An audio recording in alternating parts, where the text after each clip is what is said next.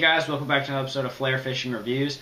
I'm going to be reviewing the Arbogast Buzz Plug. This is a relatively new bait, I believe, that came out a year or two ago, and it's made by the company by Arbogast. They make a few different baits that are mainly topwaters that I know of, and as you can see here, this is a really unique bait that probably a lot of you guys haven't seen. I picked them up at Shields.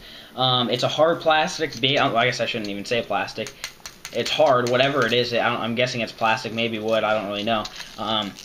It's got a few beads and rattles in it, and you can see it's kind of like an inline buzz bait. The blade is on top, or right in line with the bait, so it sits just like this in the water. So basically, it's a floating buzz bait, is what I call it. So I use this when you're getting short striked, or they're just not hitting the buzz bait well enough to get good hookups.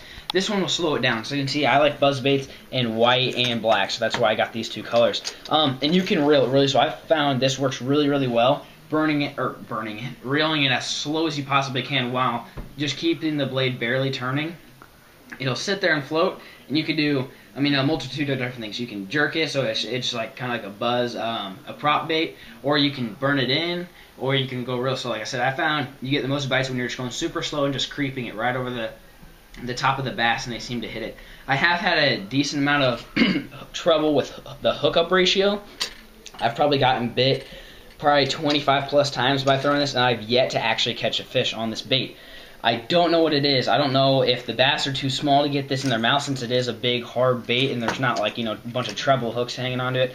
I don't know if it's the way it sits in the water, because it usually sits. I don't know if it's because the hooks are too far back, like the bass hits it, they're just not getting a hookup. I'm probably gonna put a split ring on this and then like a big treble hook, and I'm gonna try it. I'll let you guys know if I do figure anything out. If you guys have used this and have had trouble getting hookups or figured out maybe a better way than the stock hooks, go ahead and let me know. Maybe it's just me. Maybe I'm fishing this wrong. I don't really know. I know it gets a ton of bites though. Everywhere I go, you'll get bit on it, reeling it really slow. Because it's like a buzz bait, but it gives the bass enough time to react to it, versus like sometimes the buzz bait is just a little too fast. So it's a really cool bait.